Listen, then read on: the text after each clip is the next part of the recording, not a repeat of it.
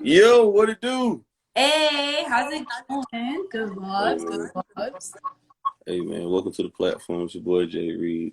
Tell everybody your rap name.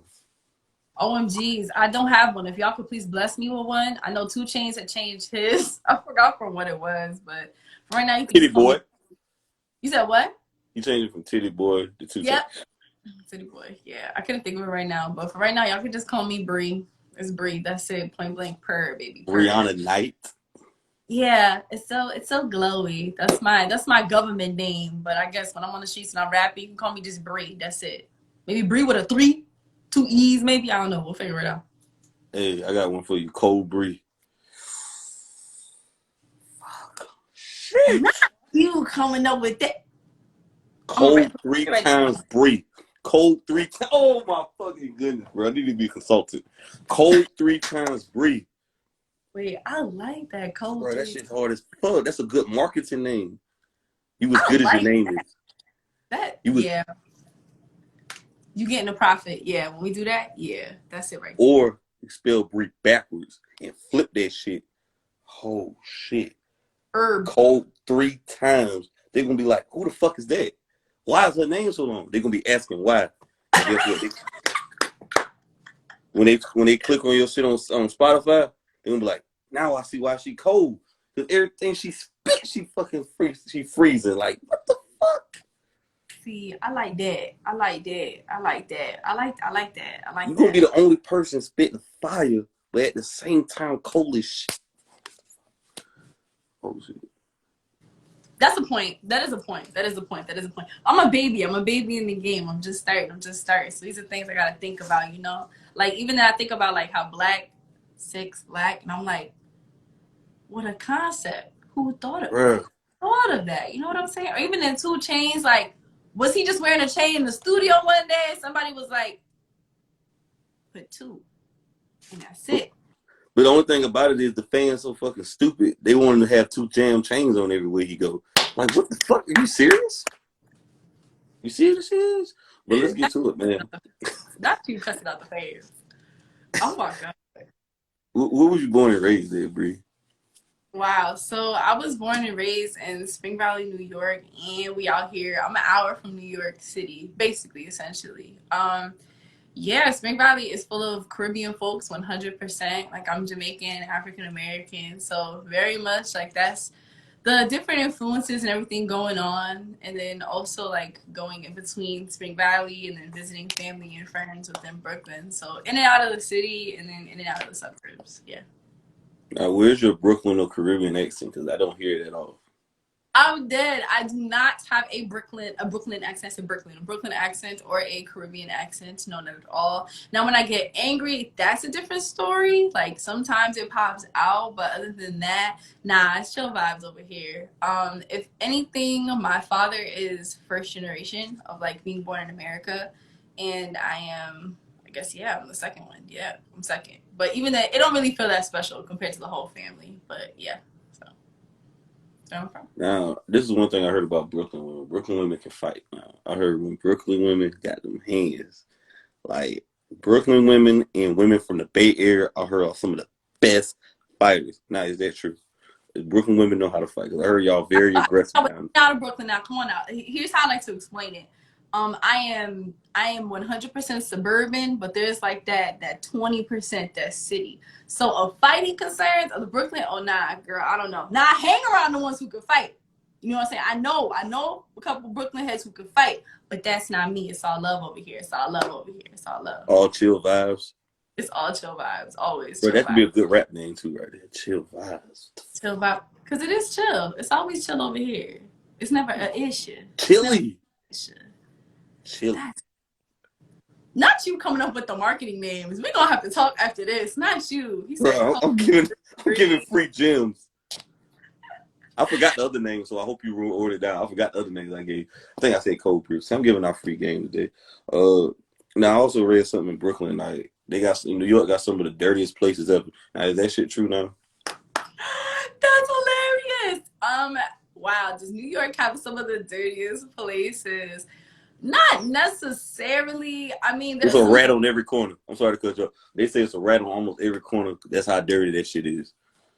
No, it's not. Okay, I mean, yes, because let's think about it. Any type of place where it's like it's supposed to be quote unquote urban, so there's mad buildings, mad people, there's gonna be roaches, there's gonna be rats. And it's not because of everybody being dirty, it's because of just the environment itself. When I went to Myrtle Beach, like where all the hotels was, one night, let me tell you this was crazy. This was crazy. I was walking with my boo, and I was like, oh, is that a leaf? He said, girl, no, that's a roach. And then we realized it was just thousands of roaches just chilling up on the street. Kid you not, on Myrtle Beach. So you know, like, oh my gosh, what do you play? You know when you play Twister and you gotta like hop to each dot? That's how we felt trying to go in between each roach. You know what I'm saying? So definitely, depending on where you're at, like for example, and also some people are good at hiding it as well. If you're near places with restaurants, run. Just run. Do not. Don't do it. Don't. Yes, look at the ground, but don't do it. And nobody told you also to hang out in the subway thinking that it was going to be clean either, because that's another situation itself. Subway rats are a different breed. I've seen them fight. I've seen them, like, I thought it was a superpower rat jump to the platform. I thought that was crazy. It was about 6 a.m. That's usually like when everybody's getting up ready to commute, but that rat was bold. So definitely, you just have to beware, watch your steps. But it's not that bad. It's not that bad. This is one thing about the dirty side. Now, you say you went to Myrtle Beach. You went for bike week or you just went to travel down there? What? Oh, just to travel, just to travel. Now, how did you like some of the southern hospitality down here? What's funny enough is on my mother's side is from Georgia, got family in Arizona, and like also my sister's in Virginia. So had that southern stuff. Southern hospitality is always nice. The thing is with Myrtle Beach is that everybody be coming, so we didn't necessarily get to have all the southern hospitality that you would usually have if you went to like Richmond or again like you really going to just regular South Carolina, North Carolina. No. We had some city heads. You could tell. You could tell who was from Florida, who was there. You could tell who was from California. So it definitely was a mix. Like I'm always here for Southern hospitality. I love people acting sweet and respectful and everything. But yeah, it was different. It was different. So, so up north, is that northern hostility real? Wow. I was having a conversation with my friend who actually came from New York, went to California. I think that New Yorkers, but not necessarily the meanest people. It's just we're very like, I'm about my business, I'm not with the games. You know what I'm saying? And that's really it. Same way like when they tell you when you're about to go to the city, my grandmother used to prep me because again, she's the one who lived in Brooklyn. And then now as an adult, I have way more friends in Brooklyn, so I go back and forth. But I remember she would be like, look, don't look at nobody. Don't make eye contact with nobody. Don't smile. Don't do none of that. And you better be wearing whatever coat that you don't really like that much. Zip that up. Mind your business. Look down and go about.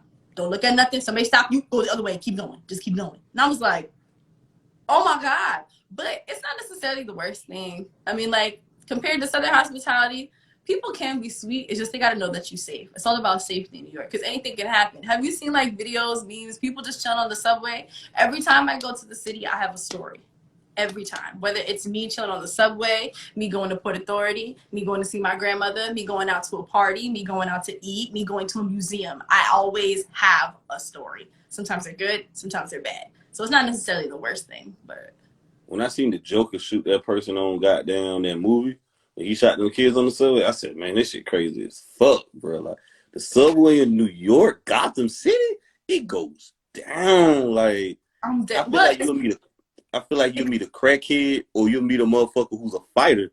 But no, it get worse than that. He fighting his motherfucking self.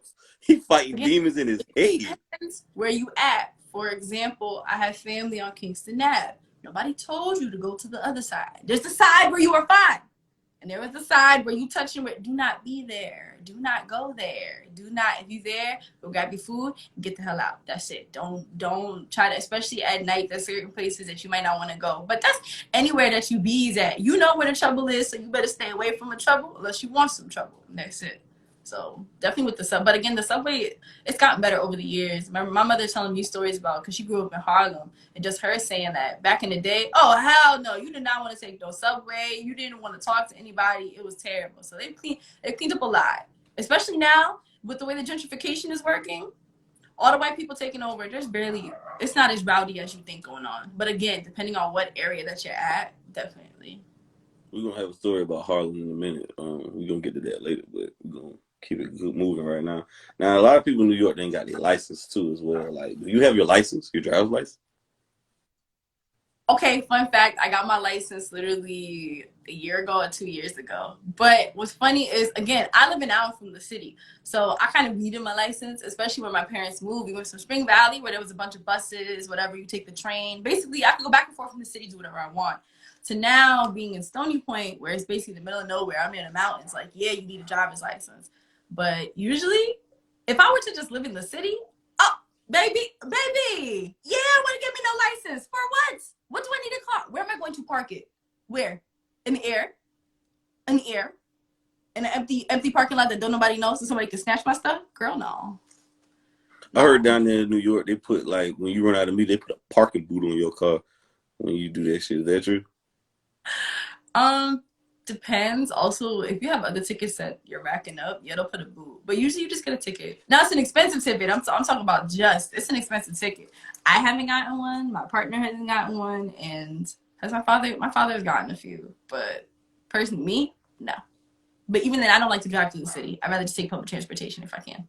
Because Why is just that? I heard the traffic in New York is like fucking nuts. not necessarily. When you get used to it, when you understand, like, okay, where you're going north and where you're going south, you're good. You're good. Also, know where you're going.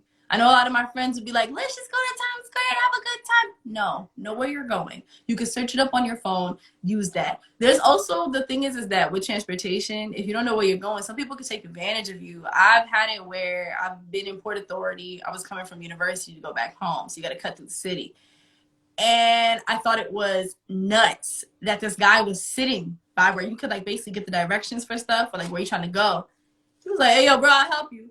I was like, ooh, that's not gonna be me. I'm not gonna do none of that. Literally, he charged the guy. He was like, oh, I'll help you. You gotta give me like $40. He like 40. Meanwhile, nobody was actually supposed to be working there. So you have to know where you're going before you get finessed. That also goes with the train. Some people give you free help, and other people, oh no, they'll try to get some money out of you or they'll try to get buck with you. So best believe know where you're going. And there's other people like myself who look like they know what they're doing, and then you'll have the white people like, excuse me, ma'am, can you please help me? Can you tell me where to go? And I'm like, girl, you don't want to search up on your phone? Everybody got a phone now. Even homeless people have phones. You can get a phone. Or even then, if you don't have a phone, you could have print. Come on, we can go old school. Print out the directions. Get it together. Or go ask somebody to meet you by wherever you got to be at. So it's not too bad. It's not too bad. I heard the cost of living in New York City is like fucking ridiculous though. Is that true down there? Like the cost of living for a one bedroom is like $2,000, $3,000 and shit. Yeah. See, luckily for me, again, I said I'm outside the city, but even then trying to look for apartments, oh, wait. Because where are you at? Where are you located? I'm in the South Carolina. Oh, see, the amount that you would pay in New York, let's say like 1,500 for a one bedroom apartment or like 2,000.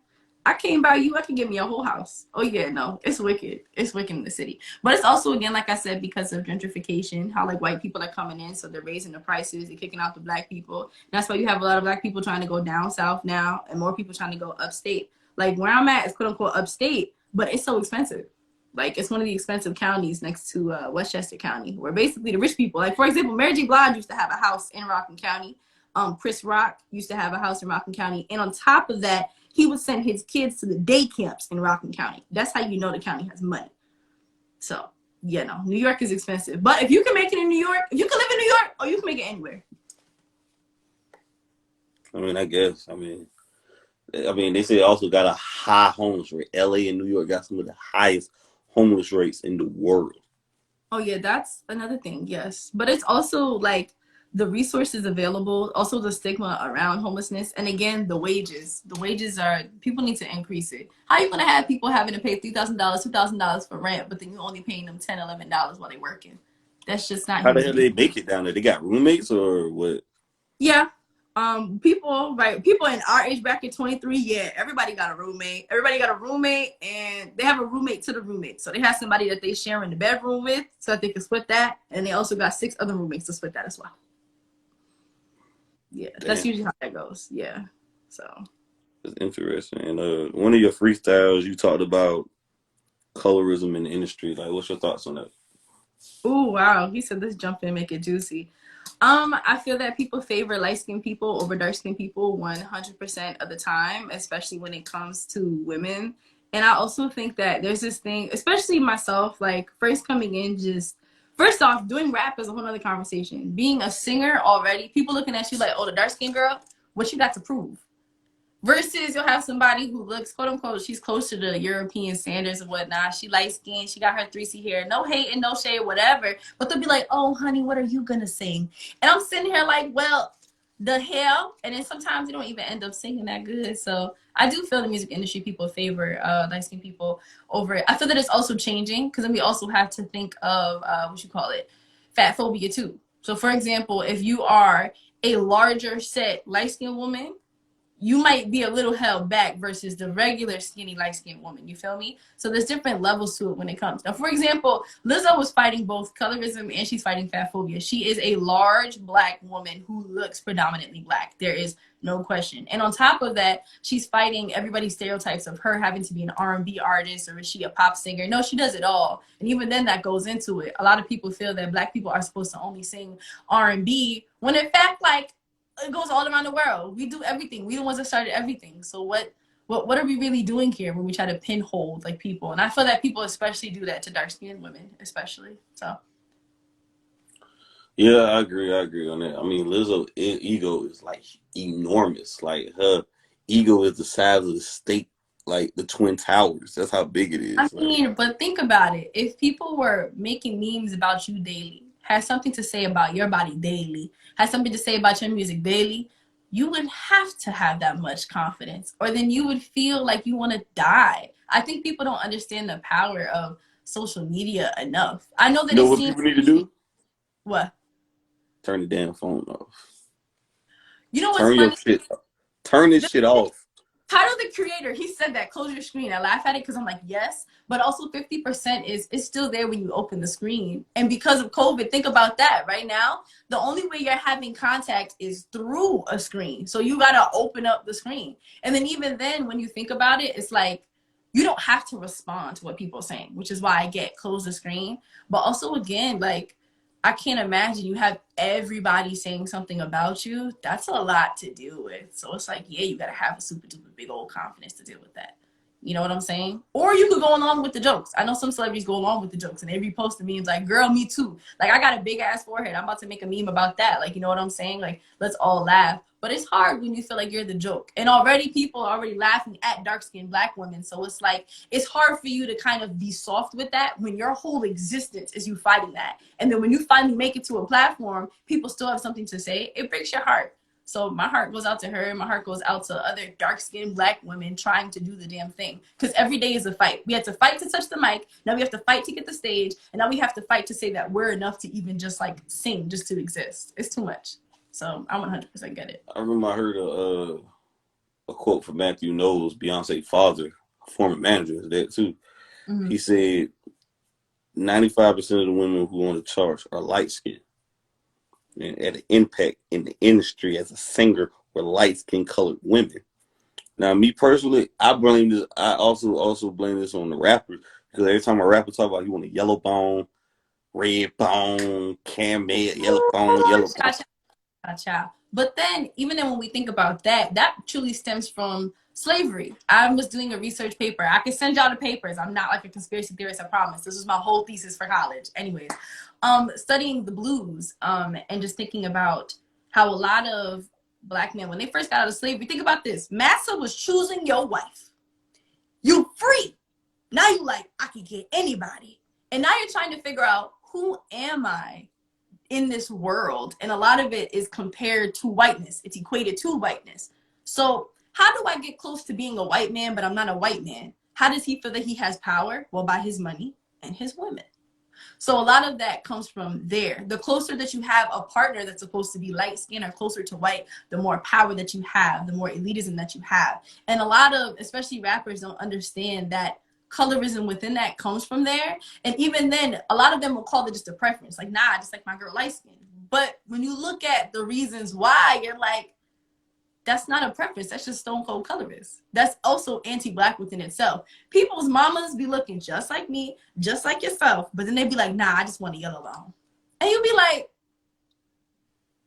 well, do you not love yourself? And there's also no issue of if you come across somebody of different colors and you love them, that's it. But when it comes to you kind of pigeonholing it where they have to be like light skin, they have to do this, it becomes an issue. Because I know Danny Lee, Lay or whatever, she had a song, I don't know if you saw that, they was clowning her. Yeah, yeah, I seen it.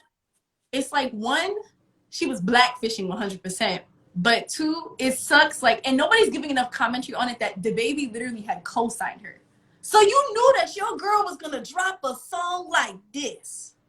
I didn't hear the record though, but everybody keeps saying, "Why she can't make a song called Yellowbone?" Like she was like degrading.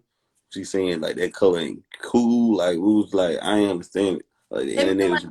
the thing is that making a song about being light skinned is like kind of making a song about being white. There's already a million songs that favor you. What you should do is make a song that discusses your privilege as a light skinned person. How can I use this to better folks? Or even then, what's funny is Beyonce for Brown Skin Girl, she had many different shades of brown. Versus, now, she didn't make the video yet, but when we talk about Yellow Bones, how much yellow are you gonna get? Like, what really different shades are we really talking about? And even then, she was talking about it from a thing of he wants a light skin. And it's kind of like he only wants a light skin, when it's kind of like, well, why is that? And why is that a thing that you want to celebrate instead of kind of debunking? I feel that a lot of colorism when it comes to dating and rap needs to also be broken down, not only by the men, but also by the light-skinned women. So whenever a light-skinned woman is dating, I have one of my close friends. She makes sure to ask somebody she's on a date with. She's like, do you think I'm pretty because I'm light-skinned, or you think I'm pretty because I'm pretty? And they'd be like, ooh. They'd be like, well, some of them say yeah because you're light-skinned. And some of them say, yeah, because you're just pretty.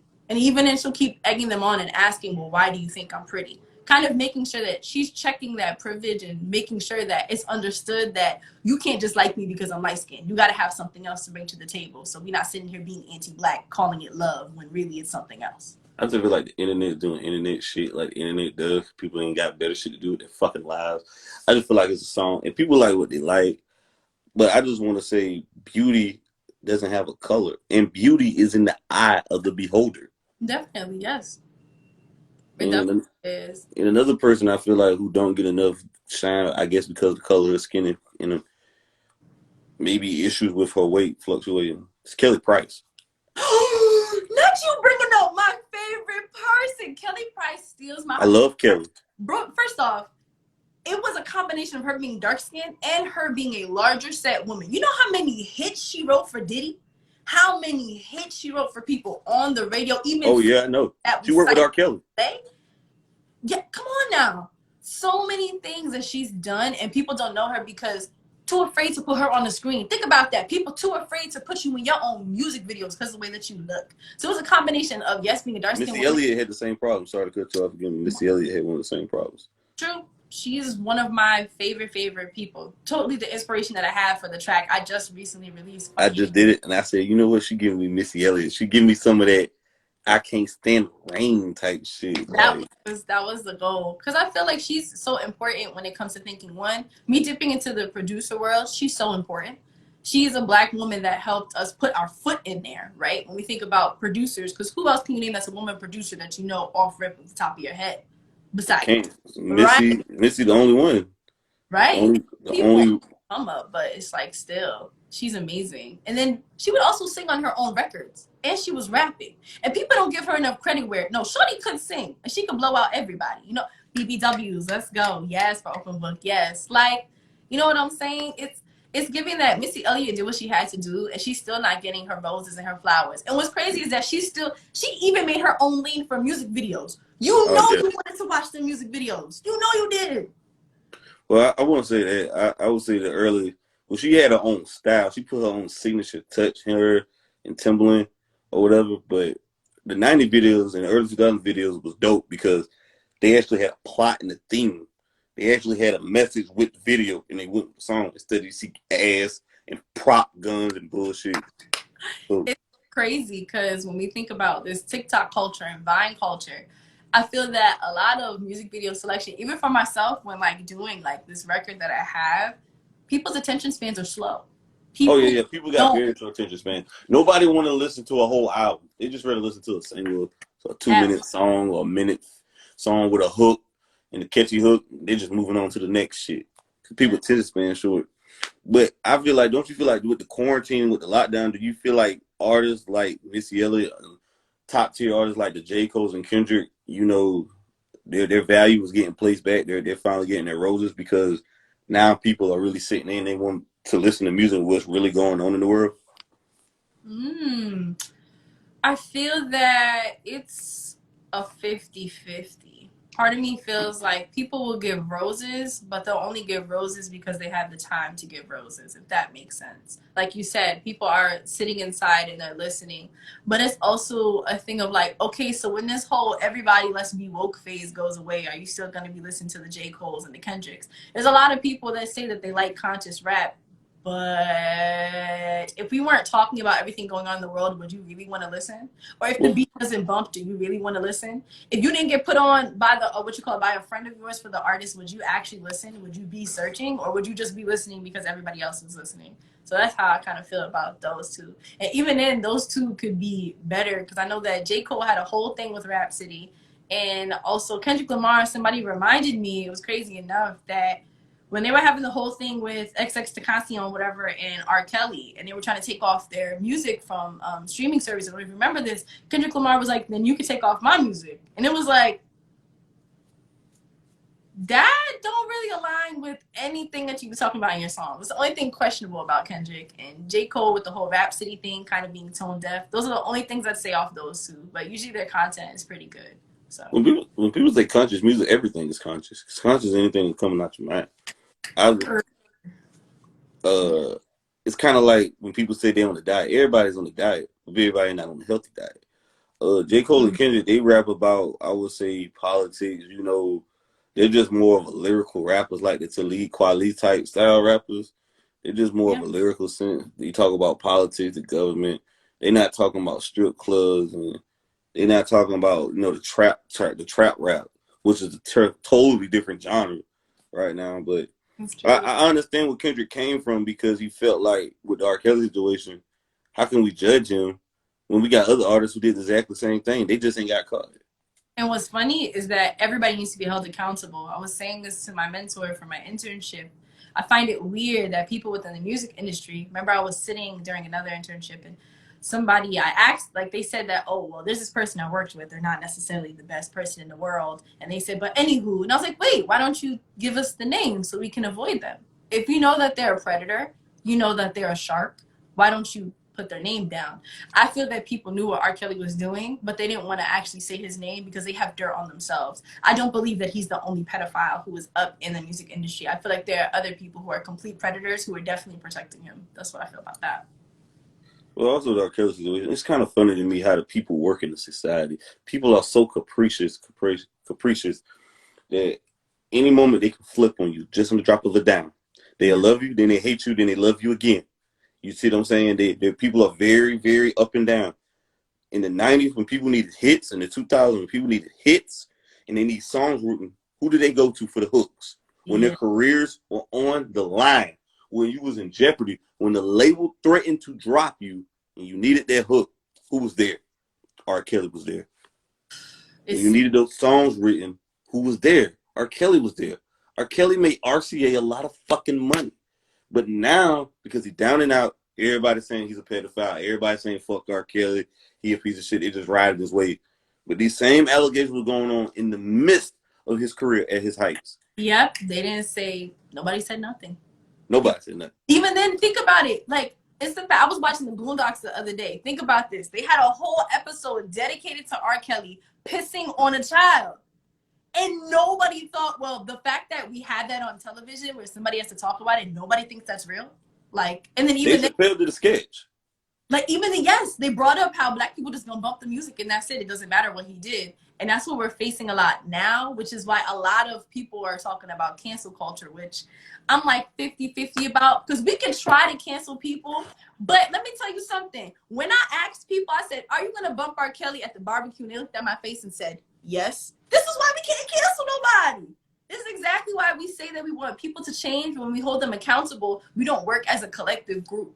But yes, I mean, taking people's like stuff off of streaming networks is one thing, but it's also the fact that there's some people who are still going out of their way to play these artists because they don't care. This is my thing about people with R. Kelly. Jay-Z did a song with R. Kelly. Knowing all of these stuff. He did a fucking album with this man.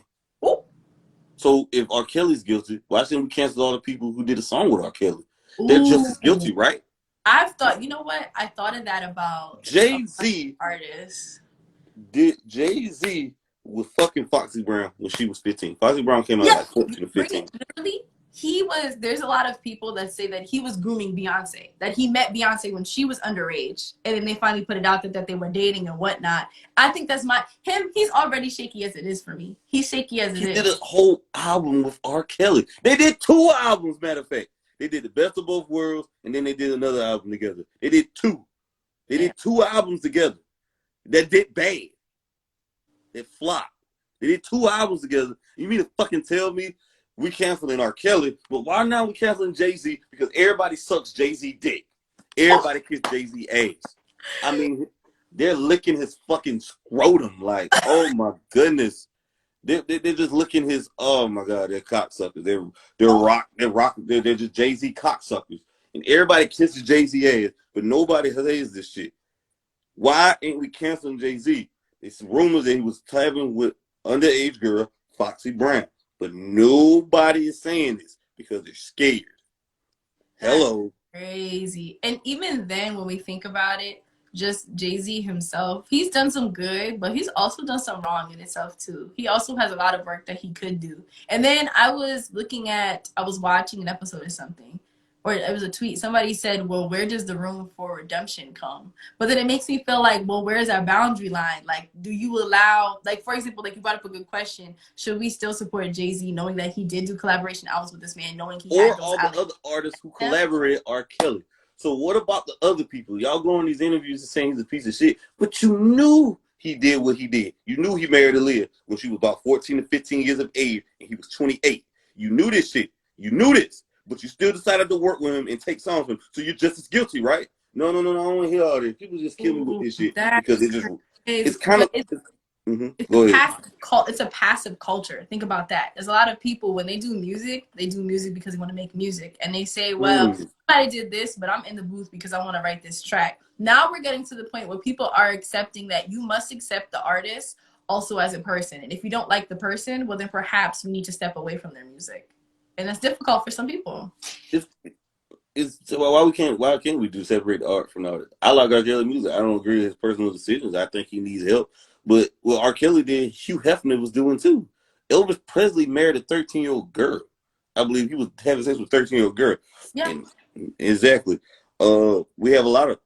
I heard one of the directors married his fucking daughter-in-law, his fucking stepdaughter. Yes, there's a whole list. Somebody made on Twitter a whole thread of just different people who are pedophiles. Like they said that Leonardo DiCaprio, he only dates women that are within this 25 and under range. And somebody listed all of his partners. And I searched it up and I was like, that's crazy. Coincidence how you are almost 50 years old, 40 something, like hitting 40s, and all you date is 20 and younger. Like, I think that that's wicked. But it's like you should be able to leave these people alone. And I say that because every listen that you give is another cent in their pocket. The cent, right? The money is what gave them the power in the first place. The money is what told them, I have a big ego. Let me do what I want. When you impact people's pockets, you can impact them to change. So when we sit there and give those streams, when we sit there, even us having this discussion, it's like somebody said, you know what? Wow, they were talking about R. Kelly today. I probably should go give that a listen. Let me see what he was up to. Giving him free press and the free money that gave him the ability to do what he did. So if we can't personally smack R. Kelly, we can't personally punch him in his mouth, but we gladly can punch his pockets, which already I think he was in the negative. So at least we could do that collectively. Why aren't we punching Jay-Z in the mouth, though? Or the people he worked with? Because they knew this, right? So nobody wants to take accountability. Ooh, I ain't got shit to do with that. I ain't know nothing. No, I Nah, mean Jay-Z again, he's questionable for just the Beyonce thing, thinking about how he probably did groom her, like they probably did meet when she was younger and then they got together and that's pretty gross. Also thinking about just some of the capitalistic decisions of black people. Black people thinking that money is going to save us is not, even though Jay-Z does a lot for the black community, especially when trying to make doors. He has a whole school, like RCA Records built a whole school. I forgot which university they're connected to, but now they have a department helping the NFL. But also, I feel that he could do a lot better with the amount of money and also just the name of him. He could do a lot better. So he definitely should be scrutinized. Other people who do work with R. Kelly, I don't know the full list. I just blacked out. But listen, if you got the list, let me know. Let me let it go. I'll let him go. But even then, some people I know, Michelle Williams came on the documentary, I think. Did she say she made a track with him? I wasn't sure. And man, they just doing that because now it's cool. That shit indicted R. Kelly. That shit indicted him, bro. That man is one of the greatest R&B singers of all time. He the king of R&B, not Bobby Brown. Oh my god. You know really, how hot Whitney was that day? She probably snorted a fucking line before she went out there. She gonna say Bobby Brown the king of R&B. If you think Bobby Brown is the king of R&B, you're fucking nuts. It's R. Kelly. it's crazy because I don't even. R. Kelly did help a lot, but even then, I don't want to give him because even then, another person who's been essential to the community who came before R. Kelly is Babyface. I would Fuck fake no. call He Babyface. ain't even on R. Kelly's level. He ain't even on that level. It's Nah, nah, levels to nah, this nah, nah, shit. nah. Because the thing is that I say give it to him because he has also been very wholesome within it. I feel that to say that somebody is a king or a queen is talent, but it's also of that personality. And Babyface has done no wrong. He is always there for other artists, new and old. I've seen it myself. He co-signed Lucky Day. He has a whole track with him, wrote a bunch of stuff with him. I feel like that's essential when we call kings and queens. When we think of Beyonce, there's no extra shit that's associated with her name. When we think of Michael Jackson, we do have the extra shit that's associated with his name, which we do, which does need to be discussed, even though they said it wasn't true, and still to this day, I'm unsure. I'm unsure somebody can give me the evidence. But again, personality wise, everybody said that he was fine. Like he wasn't a dickhead. When we think of R. Kelly, that's dickhead moves. Why would I call you king of anything if you're a dickhead? Nobody's calling Christina Aguilera the white queen of R&B. No, because she was a dickhead. She was a dickhead. Nobody wants to claim a dickhead as a king or a queen. People just got started. They always go after black men with money. If you go back and look at the history, they always go after black men with money. They went after Michael Jordan. They said the man had gambling problems. The motherfucker's a billionaire. They went at Russell Simmons. They said he was fucking trying to rape women. The man is worth $1 billion. And he ain't got to rape no women. All the bitches coming to Russell Simmons. Then they went after Bill Cosby. They said Bill Cosby raping bitches and drugging them. This man has touched $1 billion. Why the hell do he need to rape any woman? That man can fuck any bitch he wants. You know what's Why? funny is that we say that, but then we see what's his face. I forgot his name. That white man, but they found child pornography all in his home, and he had enough money where he was fine. I don't think that because men have money that kind of removes them. And also, I think no, because I feel a lot of people come with this trope about black men being attacked because of their money. I'll tell you. Yes. Perhaps is, but I'll tell you no. Bill Cosby definitely did rape and he drugged those women. That's 100%. I also will say that it's a thing where whenever people have money, we have to question these victims that come because yes, of people being gold diggers, right? There's some, but I also believe, No, a whole lot. but also the thing is that we're questioning the validity of somebody saying that they were raped, and I feel that that's dehumanizing, and it only happens to women. And I think that that's ridiculous. So yes, Bill Cosby did do that, and Russell Simmons did that as well. I also believe that when we talk about the music industry in the 90s, 2000s, people were doing foul shit. Literally, Rick Ross has an episode where a lady, right? A lady. I'm not saying he did anything wrong. She consented, I think, whatever. Even though the power dynamic is bad. I don't know if you've seen the episode. He's supposed to be critiquing this dark-skinned black woman and this light-skinned black woman singing. Light-skinned black woman could have sing for shit. Dark-skinned black woman was out singing her whatever. But she wasn't as quote-unquote pretty as a light-skinned lady. Rick Ross said, nah, you need to pick a different track. That was a dub. And then they show him afterwards trying to cuddle, hug, and kiss upon the light-skinned lady. Rick Ross has enough money where he don't have to do that. He has people flocking to him. He doesn't have to do that. First But of he's all, we still can't just there. judge someone off a damn 30-second video. Why are people judging someone off that? How you gonna judge someone off a 30-second video? You know that the first impression that you make after 30 seconds is very impactful. That's Oh my goodness. to be a It's good. like me cussing on live talking about a certain topic and they clip my video and they say Jay Reed is bashing women. When you didn't even hear the whole topic. I'm bashing the thoughts and hoes let men be aware of that. I mean, but with the 30-second clip, like I said, you saw literally him judging the dark-skinned black woman and the light-skinned woman. Rick Ross. And removing her. And then even then, I'll tell you this, the fact that I have to have this conversation about Rick Ross when I'm going to say it. I'm not necessarily like thinking of Rick Ross day and night. And nobody really thought of him. I was surprised they even had him on that TV show when The Dream was right next to him. But wait a minute. He just had a hit song with Drake, Gold Roses. That song was a fucking smash. You got to put some respect on his name.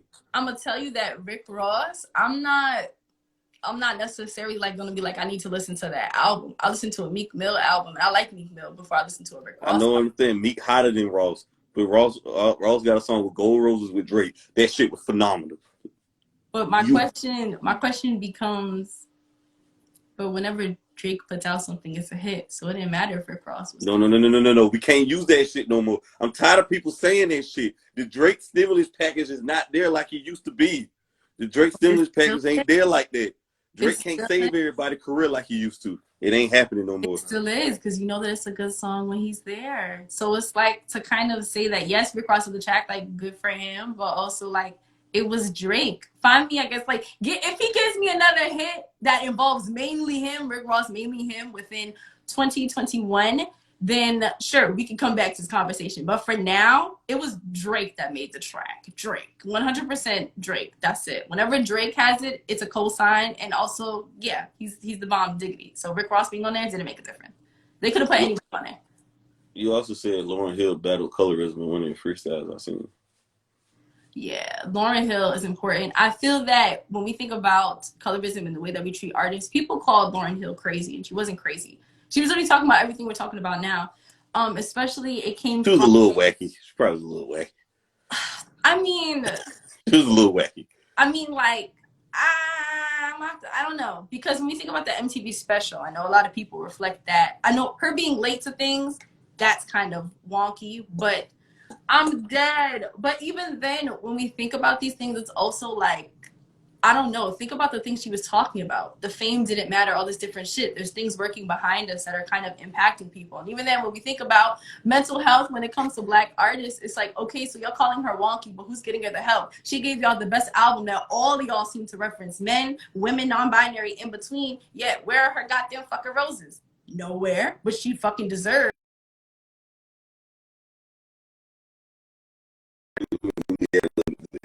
I ain't gonna lie to you. A lot of labels, a lot of people counted her out when she made out talking about this coffee table music. It's bullshit. That album was one of the greatest albums that stood the test of time. But I feel like Lauryn Hill fucked up the bag, man. She could have made at least another 5 or 6 good more albums. But I don't know, maybe everybody doesn't like fame. She got super famous after that album. I would also have to say that, again, there's things happening in the music industry that you either with it or you're not. And I don't know about all that. I don't think she cared for fame. I don't think everybody don't like that shit. Everybody don't care for that shit like that. It don't mean. I'm saying about the music industry, right? When we talk about Summer Walker, a whole other character in her freaking self. But literally, like, fame comes with it. And yeah, I understand, like, she didn't like it, but also I believe there's other stuff. Perhaps people would like fame more if there was better preparation and a better team behind you that makes you feel like you could deal with the world. When you don't have that, what are you supposed to do? You all by yourself. I don't think nobody can prepare you for the fame that Lauryn Hill took when she made that album, because nobody thought that album was going to be one of the greatest albums in mankind. One of the greatest albums, in my personal opinion. Nobody ever thought that. So, I mean, I know she did great work with the Fugees and all, but that album made her a mega star. So, yeah. And even then, we think about it, just a team. Think about that. Fugees being with the band for so long. I feel that a lot of being famous is, yes, doing stuff, but also having somebody to help you build up your foundations, help you build up yourself so you can deal with these kind of things. It's not the best preparation in the world, but it's something where you feel like you can handle it mentally, physically, where you're ready. I don't feel that necessarily like she wanted to do that anymore. I told you, like Lizzo, the amount of scrutiny that you have to face every day, hell no. And also, I'm gonna tell you this: if I can drop a classic album like Lauryn Hill, yeah, I'm gonna be out this bitch. You know why? Because there's too much going on. The music industry is no longer just about the music. It's about this extra shit that don't make sense, that stresses out not only listeners, right? Because y'all like, what the what is she doing? But it's stressing out also the team, and it's stressing out the artists. No, Lauryn Hill fucked up the bag. Lauryn Hill was so big, she could have started movies. She turned down movie roles like The Matrix and shit. Did she play in The Matrix? No. She didn't. I don't think she was offered the Matrix. But even if she did, that's cool. But she wasn't in there. She hasn't really been in movies besides Sister Act. But also, like, I understand that too. Because the other thing is now we're making it. Well, not even now, but I would say by maybe like 70s, 80s, marketing became you need to do everything. But I'm here to tell you, Not necessarily. you don't have to do everything. The thing is that no, you notice it. For example, 2 Chainz has a show on Snapchat. They got Cardi B where I think she was doing like a talking thing, but they have her doing adventures. People be hosting IG live sessions, doing a radio show. They're doing acting. They're also making new tracks. There was a time when artists could just be artists, like they could just do their music because that's what they wanted to do. Now it's become a thing of if you want to keep your name relevant, you got to do all this extra stuff and whatnot. I can understand why you don't want to do it. I could 100%. Now, again, for us, we like, that's a bag. You know what I'm saying? Like, that's money. That's also people knowing your name. And also you get to like maybe get some experience, like some inspiration from that, whatever. It's 50-50. But again, I could also understand being like, nah, I don't want to do that.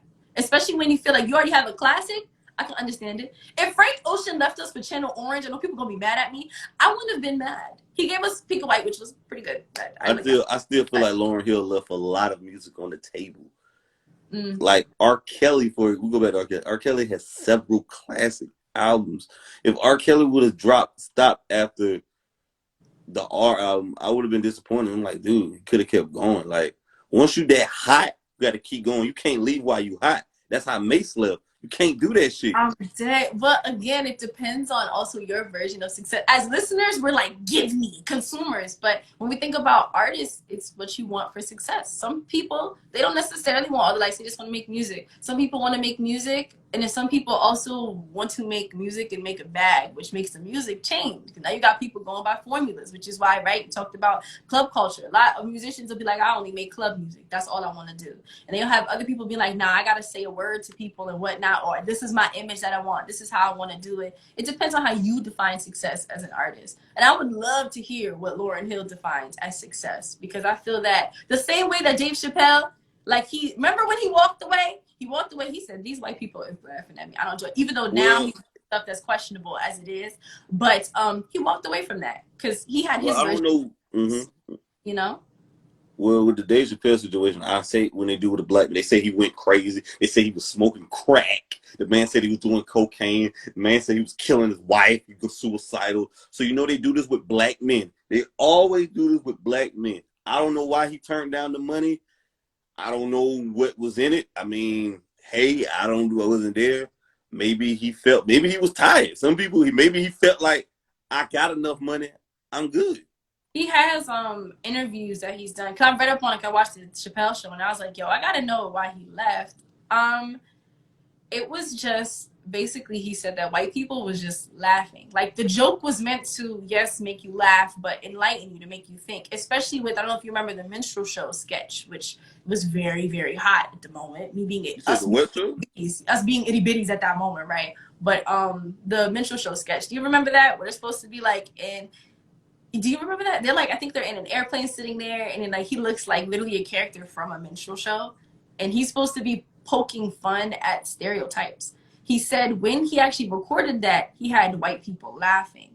But the thing is, there's a difference between white people laughing with you and then laughing at you. And then even then when we think about the jokes that he did, you have to wonder, was that for white folks or for black folks? So for him to feel uncomfortable and doing a joke like that means literally like, nah, I don't want that kind of money. I call that dirty money. That means that I'm sitting here being a puppet, like shuck and jack. He didn't want to do that. So what if it was a bag? So what if people knew him? He said, I don't want to do that. On top of that, I mean, at the end of the day, you got to do what's best for him.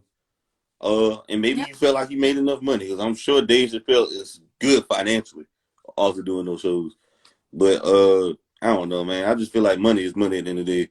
It all got white men on it. Dead white racist men who were slave owners. White men. But then you also have the same racist white men giving you the money. You must beware. When you play with the devil, you will gladly see what he has. That's another thing. People always want to do these conspiracy theories. Oh my goodness. I mean, nobody said Illuminati type stuff, but I'm just saying that if you don't feel in your heart that an opportunity is meant for you, if you don't feel that that's something I need to move, then truly, then you don't move with that. Because I do believe that some people have felt like a lot of, I don't know if you've ever watched it like Unsung when they talked about opportunities. A lot of people will say that they felt something in their spirit that told them not to, but they said, this is what I want the money, I want all this stuff. Not to say like, again, coming from this very like, I love God, I do love God, but I'm telling you like literally physically, spiritually, and also just mentally, if 2 plus 2 is not making 4 for you, do not do it. There are a lot of people who will make promises to you, tell you this is what you could get, da-da-da, but we have to pay attention to what else happens. There's some stuff in a contract that you don't know is going to happen. Nobody knows how much fame you're going to get when you sign yourself off. Those are things that you need to think about before you sign with people, before you hit the booth, before you have a pen to paper. They're all things that need to be digested. And some people, they don't realize it until after. They don't realize it until they sit in here and they done 8 lines of coke being like, I can't believe that this is my life. I lost my like nose. I lost everything. I don't have any more money. And also there's some people who are functioning, who are perfectly fine, but also like those are the same people where one day they just completely tried to commit suicide. Like, you know what I'm saying? DMX was a functioning drug addict who was snorting cocaine, doing movies with Jet Li and Aaliyah. You see what I'm saying? But he was doing drugs before the damn money and fame. Money and fame doesn't change people. It amplifies who you are. Money and fame doesn't change you. I mean, it depends. Again, that environment thing, if you don't feel grounded in yourself, there are people and there are things that can change you. And also there's a 50% thing of like, perhaps you already had it in you that you was going to be that. You was going to do that regardless. It's just somebody gave you the resources. I definitely agree. Like some people, they not like born with it, but there's, for example, with addiction, you literally have something in your brain. Nobody knows that you're going to be an addict until you are an addict. Unless that's why you don't try it. Family. You see, but imagine you not having the groundwork in yourself and somebody says, go ahead and try this thing with me. You be like, all right, sure. Versus you have your sister in your ear being like, what the hell are you doing? You're like, you know what, you're right, girl. I'm not going to do that. I'm sorry. Bye, Bobby. Bye, Whitney Houston was doing cocaine before she met Bobby. Her brother. One of the DeBarges, I think, from the documentary I was watching, had put her on. Like, he was the one who gave her first line. They said that he regretted it. But also, I read a book. They said her brother gave it to her. Wow, that's great. Dang, they got multiple sources out here. See, that's exactly why I need to be double checking everything. I don't know. See, I read his book. I read every little step I take. Now, maybe your sister's right. Oh. But the book said her older brother, Thomas or somebody, gave her coke when she was a teenager. She was doing cocaine years. She was smoking weed first, then she was lacing it with the weed and the coke. So that's what she was doing. Her brother gave it to her. I think I also read that her father was trying to ban all the drug dealers in New Jersey to stop her from getting cocaine. What the fuck? No. You know how much money Whitney Houston drug dealers are probably retired because they make that much money off her. It's crazy just thinking of the whole, and also mental health. I feel that sometimes when, again, the groundwork's not there, it makes it easy for other things to come. It makes it easy for you to find other ways to cope. Like, I think about how a lot of people, before they hit the booth, right? I know people where they're like, nah, bro, I gotta have a drink in my hand. And it becomes casual. But then what happens is every day you're hitting the studio. Every day you have a drink in your hand. Every time before you perform, you need a drink. Every time when you write, you need a drink. Now you're waking up being like, oh no, I need a drink. And then before you go to bed, I need a drink. And it becomes this reoccurring theme. So it's also a culture when it comes to music that drugs and alcohol help you feel like not nervous anymore. There's no more anxiety. But that means that we need healthier ways for us to cope as creatives and artists. There was a thing where Lady Gaga said she used to do lines of coke while she wrote songs. And we're sitting here looking at her aesthetic in the beginning like, well, that would make sense. Lady Gaga was on cocaine? She said that she was doing crazy lines of coke when she would write music. And people would be like, are you good? She'd be like, yeah. But think about that. The fact that, or even then a lot of artists being like, nah, I like to explore different things so that I can find different realms of singing. It becomes a thing where people are coping with drugs instead of truly getting that therapy or just putting it out on a pen to paper. That's why you have a few straight edge artists who are like, nah, I don't do nothing. Nope, I don't go to parties. I don't drink. I don't do drugs. I don't do none of that. And you're like, dang, you kind of lame. Is Frank Ocean on cocaine? I remember Frank Ocean said he mentioned that in the song. I believe Frank gave me coke by it. Did Frank ever mention it? I can't remember, but I hope not. But even is then, he gay? Yes, he is. He is. Our gay. I don't know, man. I don't feel like him and Tyler always bullshitting. You feel like, okay, Tyler, okay, like I don't want to ever question anybody's sexuality, you know? So I don't know. I leave that alone. If that's who he is who he is. But he's also said like some really like crazy stuff about women within his songs. So it makes me be like, maybe you just came to terms with being gay. You know that thing where a lot of us say, men that are the most aggressive about women, the most abusive, are the ones that are dealing with like they want to be gay but they don't know how to say it, so they just take it out on women. Like perhaps What you maybe mean, like beat on women or something? yeah, there's a thing where like basically some people they will be extra aggressive towards women because they don't know how to deal with their own sexuality, which again, that's like even though you have the men who mainly beat on other men extremely, some of those men struggle with their own selves, accepting themselves. Because they want to like basically prove their dominance, prove that they're hyper masculine when they have nothing to prove. Like you came out the womb, you identified as a man, then you're a man. That's it. That's who you identify as. That you don't have to prove anything to anybody else. But I some never people heard of that. say because of sexuality being linked, quote unquote, to your gender, that you have to prove something, but you don't. Like you could be gay and you could still be hyper masculine. You could also be hyper femme. It doesn't matter. Like the world is your oyster. Do whatever. Gender is a social construct. Do whatever the fuck you want. I don't know. Frank is a very great artist though. Channel Orange is a good album, and Blonde was good too. That was a very good album too. People shit on that album. I thought it was pretty good. White Ferrari and Nike. It's a very good album though. How you felt about Blonde? I liked Blonde. At first I didn't though. That's why I have the before I say it. At first I was like, this isn't what I imagined. It's giving very, very artsy kid vibes. Because at first I was like, girl, this is not the R&B I wanted. But as I've gotten older, I perfected my pen. It's like, no, you move with the time. So I do like it. I fell in love with Pink and White because that's what I wanted. It reminds me also a lot of just old R&B as well. So Mm. I also like him as a songwriter. He's a really great songwriter. So even then, despite the production, I love his pen. He's really creative with his stuff. Party Next Door has an extraordinary pen too. He don't get enough credit. Oh, he writes a lot of He hits. writing Drake best hits. He's really good. He's Or- but then again, if I could tell you anything, if somebody was like, Bree, can you be my songwriter for the rest of my life? I'll give you $1 billion or a million. I'd be like, yeah, girl, whatever. That's also the other bag. You have more of a long-term career as a songwriter versus being a performer. Because think about it, as a performer, you got to fit in with the times, you got to change your aesthetic, you got to keep up, you got to go on tour. Versus being a songwriter, yes, you do have to travel to do stuff, but it can be a little bit more manageable. And on top of that, that fame aspect, right? Imagine if Summer Walker would just write for people. She still have her bread. People maybe would still hear her voice. Maybe she'd do backing vocals, but she still get to write what she wants. It just wouldn't be from everybody else. So again, depends on what you want as an artist. You know what I'm saying? Like, I feel like you need to help a lot of artists right now because they pen is terrible. They oh pen my is horrible. And it's then you make crazy. It's crazy because when we think about people and what they like, it's 50-50. Sometimes I feel like songwriters are only giving y'all what you want, and then songwriters are also doing what they want and how they like to say things. So, like, I feel like, for example, Justin Bieber coming with Yummy Yum, people hated it, but there was also some children bopping it. And also that when we song think, trash. like, it is trash. It is trash. Remember, the production, though, is fire. But what he wrote was terrible. The production was fire. Let's not ignore it. Producers be saving people. The producer saved his ass. If the That production was song on that is track, fucking horrible. Why can't people just come out and say it? It's just saying it because it's Justin Bieber. If that was anybody else who made that fucking song, a guy on SoundCloud, they'd be like, this is fucking trash. Get the trash. fuck away from me with this shit. Oh, no, it'd be trash because the lyrics is trash and the melody was pretty like, I want to did that. But the production, again, when I think about the Playboy Carti album, the production saved that boy's ass. No, If it it was wasn't. production, y'all would not have listened. You're talking about gay vampire vibes. No, you didn't. I never heard any kind of faggot shit like this in my life. That album is fucking trash, bro. Whole lot of trash. It's not even trash. It's like the dumpster juice at the bottom of the trash can when you dip this shit. It's like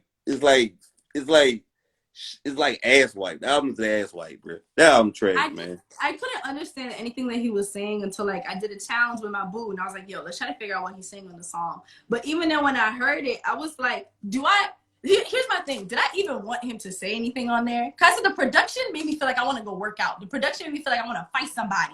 But I don't know if I want somebody in my I don't know if I wanted somebody to say anything over that. So again, Shout out to the producers. Producers need more love because they be saving a lot of people out here. If it wasn't for Playboy Cardi's producer, people wouldn't bump it as much as they think they are. Now Listen we up. are not bumping it, but other people are bumping that out. Listen to me.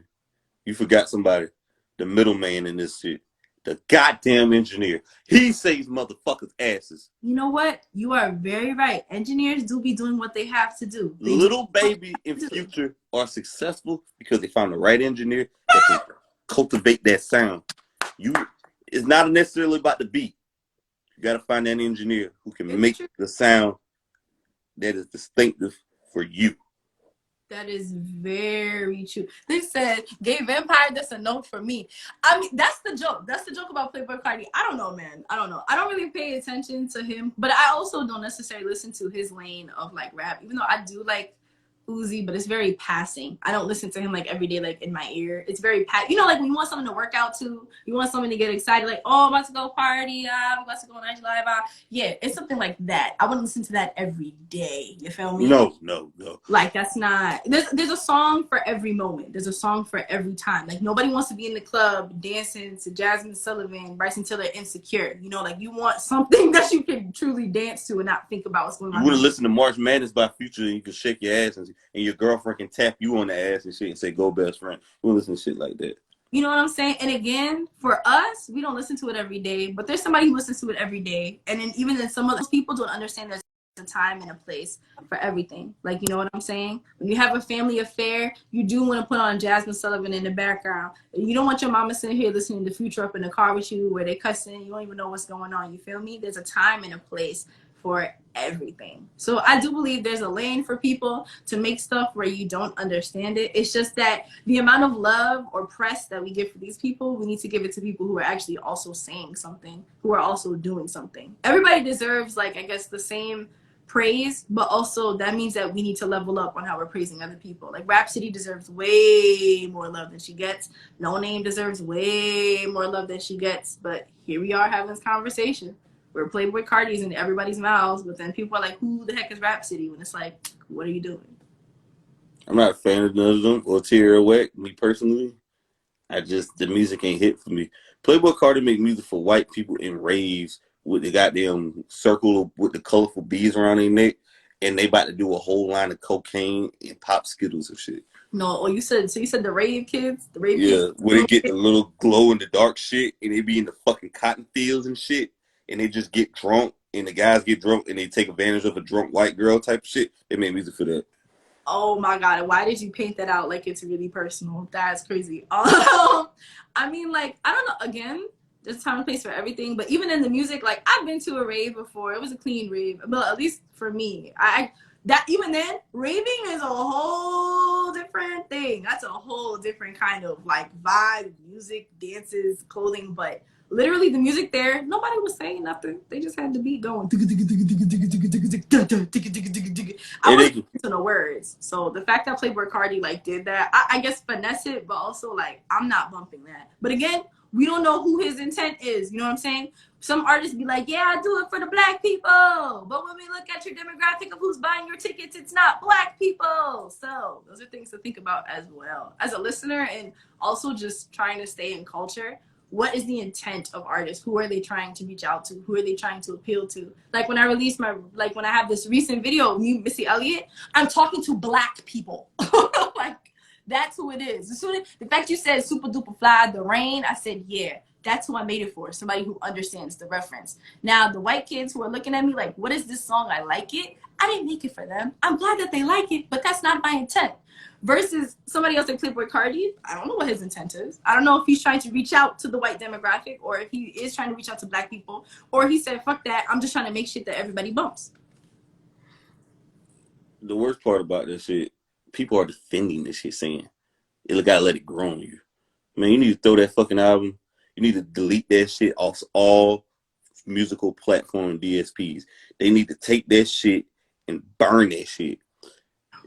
Kanye West is the worst because he co-executive produced that shit. And that shit was some of the most unbearable music. It fucking gave me, that shit will make your ears bleed how bad that shit is, bro. That shit'll give you ear cancer listening to that bullshit. Stop it. I They need can't to cancel. They believe. talking about cancel culture. They need to cancel that fucking album he made. Oh, they need to cancel. Cancel that shit. It's so bad. But then again, it's also a thing like we say get rid of it, but there are people who are actually doing parody songs of it that are bumping. My boo showed me a song where I think it's a white guy who raps, but he does it for fun, just to be funny. The track is called Lightning McQueen, but it's Lightning McQueen with a chicken nugget. But somebody actually is bumping that. And that should show you what music is kind of becoming, where it's half of it is real and half of it is parody. So part of me feels like some of these artists, when they release these songs that are kind of bad, I feel like they know it's a joke. Music is. Mm-hmm. I don't know if they're marketing it as a joke or if they're marketing it to be serious, but they know that it's a joke. Who knows? Music is more of a popularity contest than a talent show. Right. It's no longer about the music. It's definitely a pop. Think about it. Megan Thee Stallion got to go on IG Live. She got to show you all these pictures and these videos. When, in fact, if it was really just about the bars, y'all would leave her the hell alone about, oh, what does she eat? What does she wear? What's her makeup? Y'all would leave her the hell alone. You just listen to the tracks for the day. Listen, we're going to get into that later. We're going to get into Megan later because I got some shit for her, too. You ain't going to like it, but I got some shit for her. How did that song, How You Feel, came up? It got like 62 views. You dropped it 3 days ago. Like, how that came together? Wow. So how I wrote it or just what I thought about it when I was doing it? A little bit of both. Just a little bit. Her. So I know I was speaking to one of my producer friends, shout out JC Mintz, and I was just saying, like, yo, I want to do something different, 100% different than my regular stuff, just to try it, just for shits and giggles. And he was like, yo, I've been making like drill beats and stuff. I said, bet. And I was like, you know what? One of my friends just sent me like this weird like drill pack thing. Let me try to do something. So I was playing around with it because I make beats. So I had something for a loop, and then I added in the bass. And I was like, you know what? Try to spit over that beat. Let's go. Because it's my usual rap stuff, which I haven't released yet, is usually storytelling. It's really 90s vibes. It's like talking about something. I was like, you know what? Let's do something where we're talking about anger, but we're gonna make it where it seems like it's nothing. So everybody just shakes their butt. It's not the first track I've ever made where you shake your butt. I have another song called Coco where you shake your butt. So I was like, all right, okay, let's do it.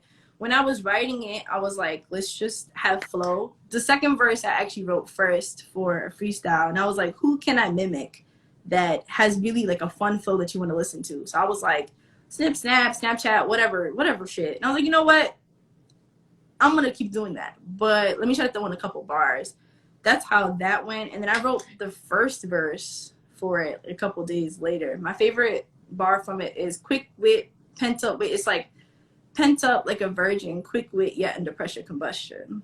It's my favorite so far that I wrote about it. Yeah. But of that song, it's like this mini twist. Because when I first like was like, do I want to say something impactful? And I was like, you know what? This is going to be a social test. Y'all don't want to hear nothing impactful. You just want to shake ass. Let's see how much we could do it. And the fact that everybody's sharing it is a good song, but it also shows you that I have other tracks that speak about stuff, but nobody's bumping that. Y'all bumping the one where it's shaking ass. So it's kind of like, what song that you got shaking ass again? Repeat that again. Oh, what you call it? Nobody's bumping the tracks where it's saying something. Y'all are bumping the tracks where it's shaking. Oh, yeah. I'm tired of girls twerking. Oh my! If I see one more girl twerk, I'm aloof. Look. You deserve to twerk, but you just also deserve range. You shouldn't be limited to only twerking. So if Megan Thee Stallion decides to come out with a bar for bar about saving the world, she should be able to do that. And also if she comes out with something of what? Did she just hit us with a 5-syllable word? What do you mean 5-syllable word? What? 5-syllable word? I'm done.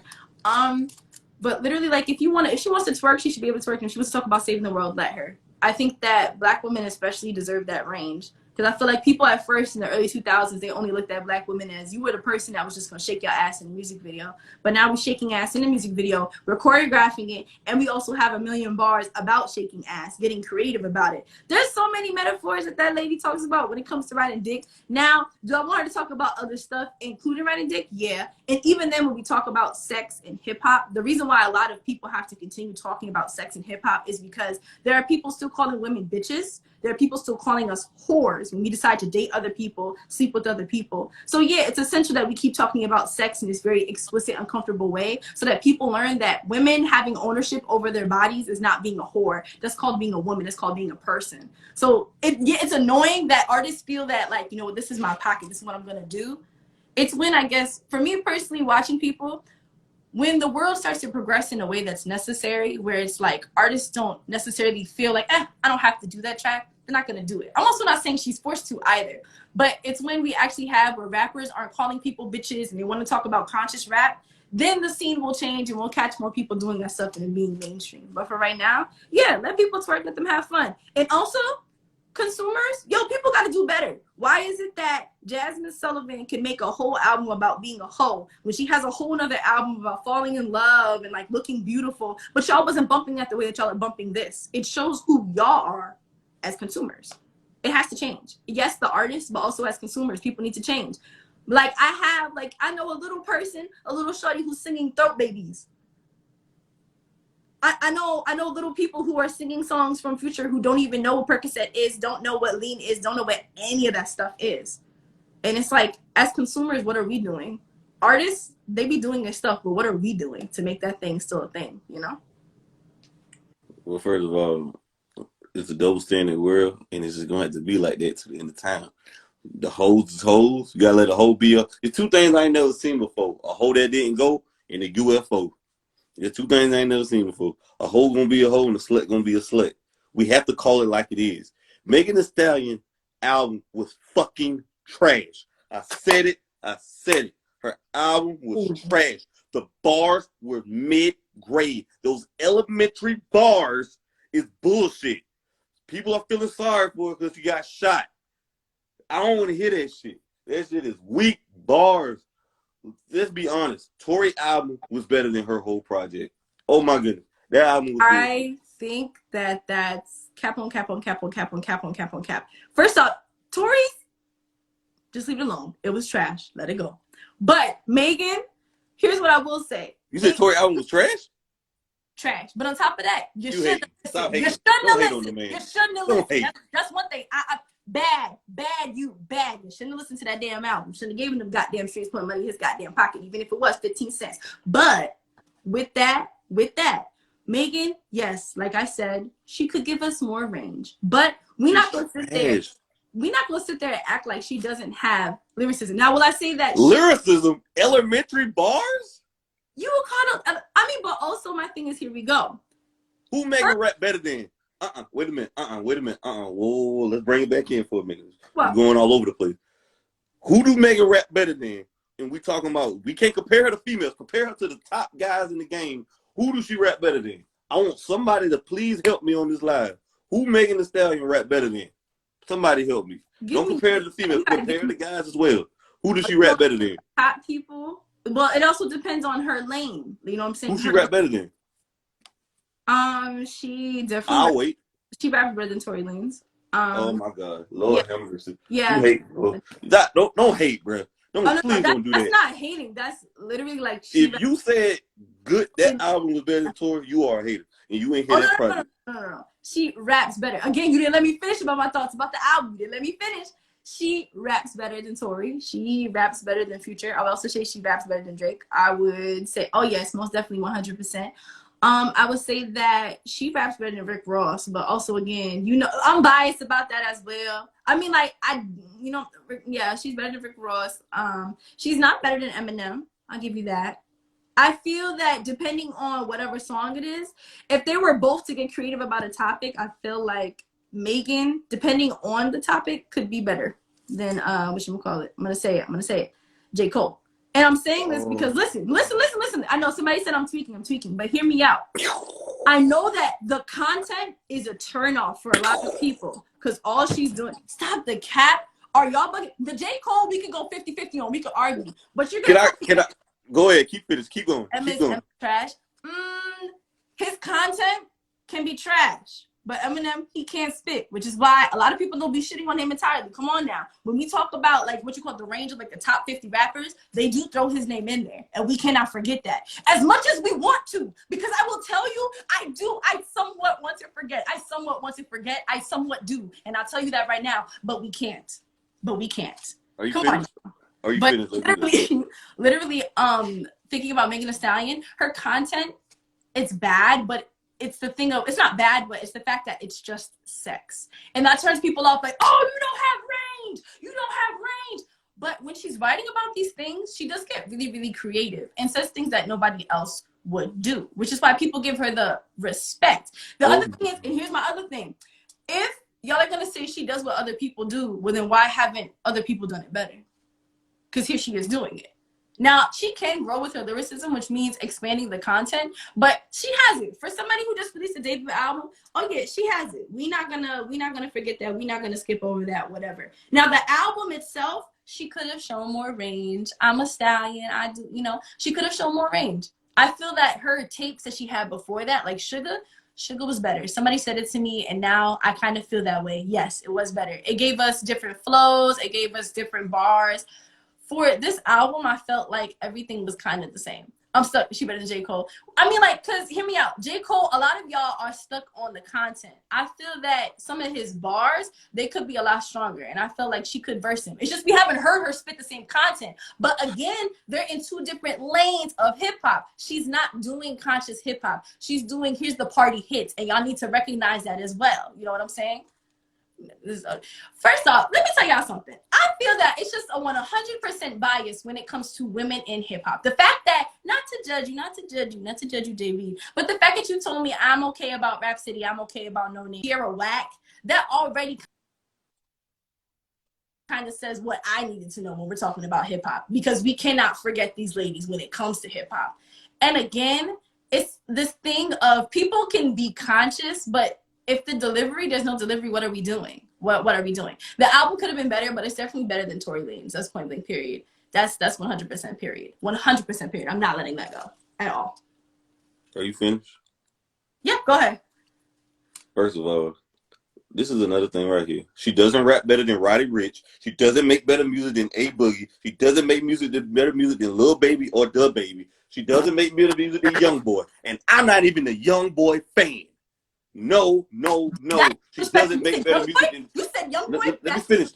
That's disrespectful. And that's let me finish. Disrespectful. Let me finish. You're giving her credit because you feel like she's been shot and she's trying to use this black women empowerment bullshit to sell records. Yes, she is. It's bullshit. Stop it. Rock Nation is doing this shit, trying to giving Meg credit for that album is like giving a retarded kid credit for him walking across the street. Okay, that's very offensive. But also, I will say this. No, there's no pity party whatever at all. She won an award she shouldn't even deserve. She won every BET award this year. And I'm trying to figure out who is she better than? Wait.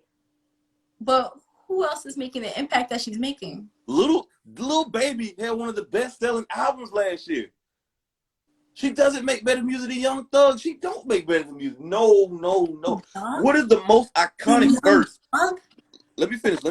What is the most iconic verse that Megan Thee Stallion made? Nicki Minaj rapped her ass off. She had to rap on Monster with Jay-Z, Kanye, all them top lyricists. What verse that Megan Thee Stallion made, you was like, God damn, she rapped her ass off? Nobody can tell me that. Nobody. You got one? Give me one right now. Please help. That's sick. I feel like, but also when Nicki first came out, you wasn't giving her the credit that she deserved too. So that's why this album, again, the both of us can agree, it's not trash, but it could have been better. For debut. No, that shit trash. That shit is poor. She could have been a lot stronger for debut. It's a 4. If I had to grade this shit out of 10, it's a 4. That's drag. There's a lot of albums that came in 2020, even then right now, did somebody release something? I don't even know, but I know there was a lot of albums that were trash. We're not gonna do that. She wasn't a 4. Tory Lanez was rapping like his life depends. He was like Kobe Bryant with the rape case in 2003. He was just dropping 40 on him, just dropping 50, not giving a fuck. That's how Tory Lanez was doing on that album. He was rapping his ass off, and people still not giving this man the credit he deserved. And he's technically innocent until proven guilty. So we got to give him the benefit of the doubt until this case is over. Oh, yeah. So you one of those. Whoa, what that mean? Wait a minute. What that mean? Damn. I was rooting for you, guy. Yeah, no, he is guilty. What more did you need? What more do you need? How you get shot and you get in the car with a motherfucker? Wait a minute now. Nobody's going to talk about this. She got shot, and then she going to get back in the car with somebody who shot you? Come on now, man. I mean, when you think about abuse, it's like women getting black eyes by their husbands, but still coming back. Common sense says you would leave, but a lot stay because of a cycle. So it's like, yeah, somebody just abused you. You don't want them to do any more to you. On top of that, she came out and she said that police being involved, the whole nine, like, yeah, you would get back in the vehicle. Now you're dealing with white Man, people. she's capping. She's Come capping. on. Come on She's now. capping. Come on. Like, She seriously. ain't say she ain't did none of this because I believe Rock Nation press are saying we need to go with the narrative, protect Black Lives Matter. Megan Thee Stallion is right now because of this case and because she's riding an imaginary penis doing the crybaby challenge. Let's be honest, with Meg bars are elementary at best. At best. That's being nice. It's actually kindergarten bars. The bars, oh my goodness. Her and Saweetie on the same level of rapping. Don't you say that. You take that Yes, I back. did. We all I know said Sweetie is trash. Don't say that. You and don't say Meg that. too. No, Meg's no, trash you cannot too. say that. You cannot. And I do love Sweetie. She's a really cool girl, but No, she just cannot looks rap. pretty. You are not gonna She say just that looks Megan pretty. Thee Stallion is on the same level as Sweetie. We're not gonna Yes, sit she there is. Yes, she disrespectful. is. No, no, no. No, there are a lot of male rappers who are ass. Kodak Black is compared to Megan Thee Stallion. She would step on him, squish him. What are we saying? Like, there's Kodak so Black many. got hits. Kodak Black got hits. Megan Kodak Black got does hits. too. So what are we doing? Megan got And you hits. got more hits than they. Kodak Black, So No. That ride the boat shit, she got that shit from Kodak. Ride the boat shit, Kodak. Cardi B, her hit song, got it from Kodak. So how Kodak trash if motherfuckers copying him? He can't be that trash. All right. All right. Here's how I feel. I feel that this is why I have my discussion about women in rap. There's a lot of people out here, who will dick ride these guys who don't have bars, but they'll dick ride hard because it's hard for a woman to try to impress you. It's crazy because there's a lot of niggas out here who think that they can rap and they got elementary bars. They have elementary, yeah, you said kindergarten, they give kindergarten. The production is saving these motherfuckers because if it came really about it, there's a lot of women lyricists who are also amazing. But then on top of that, we have to think about this. People be co-signing more women rappers who are mainstream than people who are underground. A lot of people that are underground will go bar for bar, but they don't care about the crazy fame. They don't care about all the extra production or all that different shit. And again, to bring it back to Megan, no, she raps better than a lot of these niggas out here. Nicki decimated these niggas. Y'all didn't give her respect until it was truly due. And even then, you know what's crazy? Lil Wayne, they were trying to persuade him not to sign Nicki. Think about that. If we're living in a world where people were like, nah, I don't know if you should sign her, you should already know off rip. It's kind of like, I don't necessarily want to hear from men what you think about Megan Thee Stallion because you already might have a bias about it. You know what I'm saying? You already, again, with the content of sex, people already be sexist and not realizing it. They don't realize it until we literally have discussions like this. If the topic of sex makes you feel that a person can't rap, it's clip for you. It's clip. And even then, it's like, what more do you want them to prove when some of y'all favorite rappers not doing nothing? The production is saving them. They sitting here singing on their track. That's maybe what's saving them. Actually, they singing is probably better than they rapping. And even that's trash. That's shit. That's another thing. People got to stop with this narrative that because you're a lyricist, that means you're a good artist. It's a difference. It's a total big difference. Travis Scott is probably not the good rapper, but Travis Scott is a very goddamn good artist. He know how to create music. So we have to stop this narrative. Megan bars are subpar. The bars are subpar. They're mediocre at best. They're mediocre bars. So we can't just act like she like some type of Remy Ma. Remy Ma is a good artist and rapper. But also, again, debut. I know we could be like Brianna. There's a lot of women who came out with debuts. I say if you feel that she is trash, she's a lot better than a lot of people out here. Give her the next album, my guy. Give her the next album. Like, give her the next album. If that's how you feel. Again, this album, it wasn't, for me, I felt like these are the songs that felt like in the background. If you listen to it, you're like, yeah, it's pretty good, but it could have been a lot better.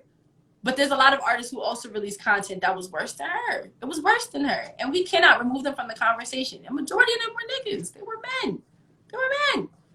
All I know is Lil Baby had one of the most selling albums this year, one of the best selling albums this year, and Roddy Ricch, and they came home with their award, and Megan Thee Stallion came home with all the fucking awards at the BET Award. You mean to tell me that ain't got nothing to do with Rock Nation, and because of this protect black girls or protect black women, right? You mean to tell me that ain't got nothing to do with that? It's just because of her talent. Well, also when we think about awards, we kind of have to. It sucks, but we need to take it with a grain of salt because some of it is, like we said, it's popularity and it's music. So even though we think about So Grammy, Lil Baby ain't one of the most popular artists in the game right now. Everybody wasn't singing Grace the whole summer. Grace, Grace. We paid in Grace. No, he ain't one of the most popular artists either. it's true. It is true. What I feel about Megan is no, she did deserve. It was hard. That was a hard group to pick from. She did deserve it. All of them. If Lil Baby got it, I wouldn't have like been questioning. Like, all right, okay, she deserves her awards. We're not gonna take that off the table. But what I will say though is, come on, leave the narrative alone. It could be yes, fine, save black women, but it's also just like, nah, she has it. And let her have it. It's not like Saweetie. If Saweetie was saying this shit, then I'd be like, oh yeah, bro, I agree with you 100%. But Megan, nah, she had it before she got what you call a shot by Tory Lanez. And I feel like people are trying to pin that to her, which is the main reason why she didn't want to talk about this shit. Because you know what's crazy? I would have did the same thing. Some nigga shot me in my fucking foot. He's another artist. I wouldn't have spoke his name so he could get that free promo from me for what? Nah, you gotta pay me for that kind of shit. The hell? Even then, I'm mad. I'm mad that she even gave him a track. That's the other part that bothered me because it was just like that track. I will say it should have been a lot better if it was supposed to be a diss, but she didn't have It to was do. the worst shit ever. Tory Lanez album was Tory Lanez album was head, foot, and shoulders like light years ahead of Big album. That shit, I was like, oh my god, is this real? I'm thinking like this can't be real. Is this the best you got? So I'm more disappointed in the homegirls co-signing and said, bro, that shit hard. I mean, here's what we also need to think about women in the game. Think about this. Think about this. Saweetie, people jumping on a track with Saweetie is not because they think she's good. It's because there's not enough women in the game that are dominating. So they Oh, said, there's plenty of females in the game. There's plenty of females in the game. We can't go with that narrative no more. We can't "Oh, go with that no more. you think that? You think that? You think that? You I know 100% that. think that?" There's a lot of female artists in the game. They maybe not as big as Megan, but they're in the game. There's It's not different enough. tiers. It's not enough. It's not enough. Especially even then when you have Mulatto, even then when we have conversations about hip hop, there's not enough women being mentioned. No, it needs to be more. I know that we can think it's enough, but it's because they're all up in our face. It's not enough. There's not enough. There should be more and more and more and more. The fact that Nicki had to fight for her spot, it sounds like Megan's having to fight for her spot. No, it sounds like we need more women a part of this shit. that So was there's more fighting for a spot. You got it. that was also in the time where actually you had to have fucking lyrics to get on, and you had to have a fat ass and shake your ass and act like you was riding dick or twerk your ass. That's another damn thing. Women are twerking their ass to compensate for the lack of bars. Megan, if Megan Wow. couldn't dance, nobody'd be talking about her or this shooting. That's bold. That's bold. I'll say that she's a stronger rapper than a dancer. No shade, I do love her. But She's a literally, better dancer than a rapper. She can shake she her ass. If she could dance as much as she rap, oh my god. no, Folks, she she has bars and she could twerk. And again, to make twerking again like seem like it's this negative thing, it's I'm not. just tired of seeing it. It's lame now. It's like do the break dance or something. Do the robot. To do the robot. I mean, but also a lot of y'all niggas can't even dance. That's why we was making fun of Drake with his little. You remember when he released Hotline Bling? We was all making fun of him because some of y'all can't dance. All y'all is doing a Diddy bop. And y'all supposed to be artists. Like, you know what I'm saying? Because even then, we think about artistry. There's not a lot of dancers, which is why a lot of people love Beyonce for what she does because she's a singer and a dancer. People even bring up Chris Brown. Like, yes, he's a terrible ass person, but damn, can the boy like sing and can he Damn, dance? bro. We You know what still I'm judging Chris Brown. People still judging Chris Brown. No, but even then, listen, you have to consider the Rihanna, but also consider like even Karuchi, like him harassing her. He told Kehlani to go kill herself. Like there's things about him where he's terrible as fuck. He's terrible, terrible, terrible times terrible. I don't care what anybody says, 100%. And I actually be kind of really sus of women artists who be collaborating with him because I'm just like, it's very weird for me. I can't forgive you for being an abuser, especially because domestic abuse is something that's like, no, it just doesn't work for me. But even then, he would have had a redemption arc, like we talked about earlier, if he decided to lay low and be quiet. But instead, he blabbed his mouth. He had his temper tantrums, harassing other women, telling again women to go kill themselves. No, no, no, no, no, no, no, no, no, no, no, no, no. That nigga, no, no, no, no, no, no, I no. feel like this right here. In the next 15 years, we're gonna have Chris Brown like coming out on Chris Brown, surviving Chris Brown. They gonna have all kind of shit. Chris Brown was raping me, beating me, drugging me. This man almost a goddamn multi-millionaire. Why in the hell did he need to do that with women? You know Lord what's Hammer. funny is that we say this, but there's so many men with power who still abuse because they have power. That we need to think Diddy got cases against him too. Nobody talk about that.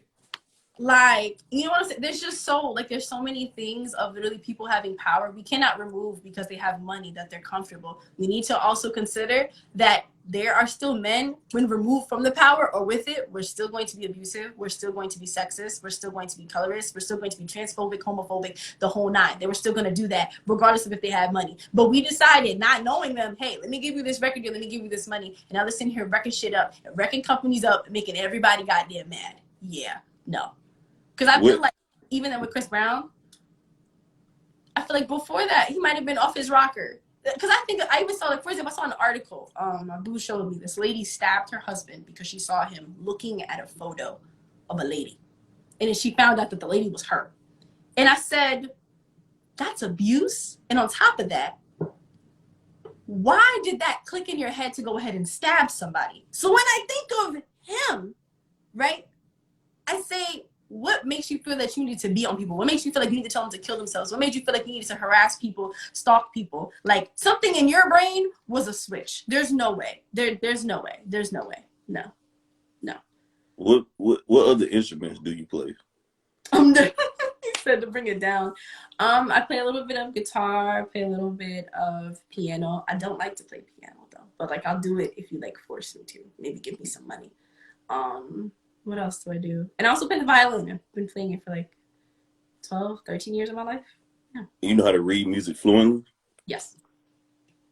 Okay, Yep. okay. Would you grow up singing in choirs and recitals? Yeah, I grew up fake a church girl, but I also did talent shows. I did choir. Anything at school that was chorus, I did it. Any talent shows, I did it. And then once I got to high school, I did musicals. And then once I got to college, talent shows, opening act, girl group, whatever it was, a cappella group, whatever, I did it. So, yeah. Then you did a song called "Simple," and that was a beautiful song. Uh, Look at you doing your research. Kudos to you. Kudos to hey, you. I ain't new to this shit. I'm true to this shit. I like that. Go ahead. I like Uh, that. now Yeah. that was now that was a dope song right there. Thank you. And I want you to explain to me the video and the poetry you was having in between the songs you was having in the background. Explain that. What do you mean? Which one? Oh, my poetry series? You talking about that? Well, in the song "Beautiful," you did a poet like you were doing poetry in the song, like you were talking in between the song. Like, Oh, beautiful? You mean dear black girl or like she no, did? you did a song called "Simple." I mean, Oh wow. Well, I've always been doing, well, not always, but spoken word is like my first language before I did songwriting. That's how I entered myself. When doing simple, it actually usually songs like that, those inspiring songs come from me being at a low point, and I was really at a low point. I think I was working. Wow, I was working like two jobs at the time. I was still taking classes. I was dealing mentally with a lot, family issues, a lot. I had no sleep, and I was like, you know what? F this. I'm gonna write me some songs. I'm gonna write something that I need to hear, and that's where that came from. At first, it started off as a poem, and then the poem morphed into a song. Just like, yeah, you make it so simple, which is really yourself. You can make it so simple for yourself to love yourself if you just try. If you acknowledge the things that feel really shitty, if you acknowledge the things that are really bad, and also acknowledge the good, you can make it simple for yourself and start loving yourself. You can get there to where you need to be. Yeah. who directed the video? For you're talking about simple? Yeah. Well, simple doesn't necessarily have a music video. Their performance video, my friend recorded it. Again, I'm not sure. You talking about? You sure you're talking about simple? Talking about "Simple," yeah. You had poetry in it. I think I'm talking about "Simple," or there's another song too. Hold on. Isn't I think that? I think you're talking about. I'm talking about "Simple," but one of them you had. You was performing and somebody recorded you too. That was a song as well. Yeah. That was simple. I have a Oh, bunch. that was "Simple." You was performing in front of somebody. Yeah. You got it. No, I know what I'm talking about. "Broken Right Here." I forgot about that. "Broken Right Here." Oh That's my the song you were god. singing. Yeah, yeah, That's yeah. the song. My Yeah, yeah, goodness. yeah. Excuse me for that. Excuse me. You're good. I got you. So I already had it in my head what you were talking about, but I was like, you're talking about a song. I got you. You're good. Broken right here. Wow. That was actually a freestyle. I have a lot of freestyle songs, which is why I was like, why don't I try to go rap? Let's see what happens. I have a baby pen, so if you have any comments, critiques, go ahead, suggest it to you, girl. Whatever you got to do. Whatever. I'd like to dive into it more. But that was a freestyle I had in my room. That was when that was like I was in my sophomore year of college. Trying to understand what's going on with me. I felt like I didn't know, again, home life being kind of weird for me, trying to figure out friends and family. And I was like, I don't know. So I'm going to make the song about where I went because I don't know where I'm going. I feel like everybody goes through this transition when you feel like you're becoming a robot. You have to put away the toys. Once you go to sixth grade, seventh grade, you're like, I got to put away the dolls. And you start putting away the toys, you start hanging out with people, you start hanging out with boys, you start doing stuff. Then you get to like college, you're like, yeah, I gotta pack away the hobby. I gotta pack away that song. I gotta pack away that basketball dream I had. I gotta pack away those things. And that's what I felt like I was being forced to do. Like I was being forced to put away my voice, forced to put away my guitar, forced just to do something different. And so I was like, where did I go? A freestyle came from. The video, my friend, lovely Jimmy, A1 Trilogy, he did. My phone's about to die. Oh goodness, just so you get the heads up. But A1 Trilogy helped me out because I have a poetry book that's been ongoing called Ladybug, which is supposed to be about good luck. How I felt like I was just good luck for a lot of people, relationships, family, friends, and whatnot. So that's where one of those poems came from. And again, that poem, Broken Right Here, was just saying how we're all some gardens that need to be watered, gardens that need to be taken care of. And sometimes we don't realize that until we're kind of broken. You don't notice that something needs fixing until it's completely broke. Till you see that 100% crack, like, damn, we could have glued it together. We could have did something. So that's where that came from. And when we did the video, he was just like, yo, why don't you just be yourself? I was like, what? What do you mean? At first, I made like a funny song with guitar. We recorded that. And then I already had my hair set up with a bunch of flowers because flowers are usually my thing. Rebranding right now, trying to figure out stuff. But yeah, and we recorded that in a couple takes and it was done. Yeah. So yeah, you really did your homework. Ooh, kudos. Like that, and then that song Simple. You performed that on the stage where you was at it there. I was at No Filter, an event by my lovely friend Angela, where literally you do whatever you want. There is no filter, there's no theme, and she made the space for specifically people of color creatives. So for vendors and whatnot. And that was actually the first time I performed something that's out of my realm. I usually like to experiment, so that was more of an upbeat R&B song. My usual guitar stuff is very slow, very singer-songwriter. So yeah. So it's a very switch up, sitting here doing How You Feel and then having all this guitar songs and this like Anderson .Paak kind of groove. I like to do everything because I get bored. I get bored very quickly. But I come back around. It's like a circle. So He's a very different artist. I'm not a fan of him, but he's a very versatile you artist. don't I see. like him? I This can't get is into. so interesting. That's crazy. We have to talk more. Anderson, that's crazy. I find him to be a person that keeps funk alive. I had the opportunity to literally talk to one of the people from Parliament for my internship, and thinking about like how he said he likes him is crazy. And even to think of music theory wise, he doesn't go crazy with stuff, but it's just enough where you can kind of hear he's doing something different. I feel that if we can allow Tom Misch to be a thing, we can allow Anderson .Paak to be a thing. That's how I feel. He remind me of a B-side of Chance the Rapper. B-side Chance the Rapper. He's a You mean B-side. like you think lyrically or just like performance wise? You just give me Chance vibes. I remember when people were saying Chance the Rapper was supposed to be the new Drake. Oh my god, they was fucking wrong. Like they was losing their fucking minds. Oh wow, I don't think Chance does that lane, but also I'll tell you this, listening to Chance, I don't know what lane he is, but I know that he has his own lane. Does that make sense?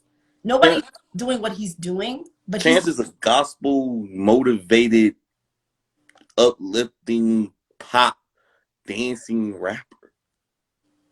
yeah, it's giving me very you remember when we weren't existing, but when Will Smith first came out, He give me that's yeah. basically what it feels like, but we need that. Now, the last piece that he released, oh god, it wasn't that good. But also That shit was horrible. I also don't know what y'all expected. People were like, I wanted something. I was like, did you want coloring book again? And then also, I wanted another coloring book part 2. but then Coloring book was good. I also be like, you wanted to step up, then that means he can't give you coloring book again. He has to give you something different. Now he didn't give That any. shit was whack. That was different. That was Okay, whack. yeah. So like, I think if he did something different, but that's why I can understand why people said the Drake part. But perhaps he needs to be like Drake and experiment. Maybe we'll get No, something different he's from him. not even that talented of an artist. He ain't even that talented. Okay, that's sick. I have to send you. There's a link where they did something where they explained his rhyme scheme. It was wicked what he did. He's wicked. It's just that I I don't don't want to hear know about that. I just want to hear good happening. music. You said what? I just want to hear good music, and he ain't doing it. He does do it. It's just this last piece was a real turn off. I hope people still stay, I guess, with him, but it was a turn off this last album that He should not be a judge on the rap game with that last album. They need to judge him for that bullshit he put out, that below mediocrity he put out. That shit was trash. It was fucking ear aids to my fucking ears, what I heard. That's how bad it was, bro. That shit was weak. I don't know. I hope that I guess something gets better, but I don't know what about him. Again, you put it right on the nail, the head on the nail, like literally pop gospel. That's his thing. So also with pop gospel, it's like how much more can you do? So I don't know what he has to do. I don't know what he has to do to get there, but I hope that he gets there because he's a good artist. It's just time. You need seasoning. Some people need seasoning. You know what I'm saying? Because even if we think about Jay-Z, he needed seasoning, and guess what? He's now motherfucking Jay-Z. He needs seasoning. Some people, not everybody comes out the womb like it takes work. Even Beyonce with Destiny's Child, Beyonce singing was great, and then thinking about her now, you're like, damn, that's crazy. I like her better in the group. You liked her better in the group? Yeah, she made better music. Are you talking about content-wise? Or you're talking about her vocally? I'm just talking about the material. I feel like she made better music. I feel that the writers that helped out with Destiny's Child were really good. But also, again, what do you expect from Beyonce? Do you expect her to save the world, or do you expect some heavy hitter hits? And again, even then, her demographic was very much based on mainstream pop. That's who she was trying to get. You know what I'm saying? Crossing over from doing R&B with Destiny's Child and also having a few pop hits here and there. That was her demographic. She can't really give you that me, myself, and I all the time. The way that we would like that, she can't necessarily give that. Because it's like, who gonna buy it? Think about Jasmine Sullivan. Whole different album, and you get Hotels. And she switched her pen. I don't know if you peeped that. She switched the way that she writes. She didn't switch the way she sings. She switched the way that she writes. And she did that because people want a certain thing. Which is why I said it's our part as consumers to make sure that whoever you like, you stay committed. Because if they're not seeing those sales that they need to stay true to what they do, well, they start switching. They start doing different things. Now, does it apply to Chance the Rapper? No. I don't know what happened, but I hope it gets better. I do. I'm here for growth. I'm here for long-term growth because that's how people stay. Even if they have a sunken album, you still giving them the press about the sunken album. But now you waiting for them to do the great album. Now, if they do 2 bad albums in a row, we might not be there. But at least we give them that one shot because that's long-term growth. We're here for long-term. Long-term is what matters. Short-term people come out the womb really good. It's like, yes. But sometimes there'll be people that, oh my God, they were so great.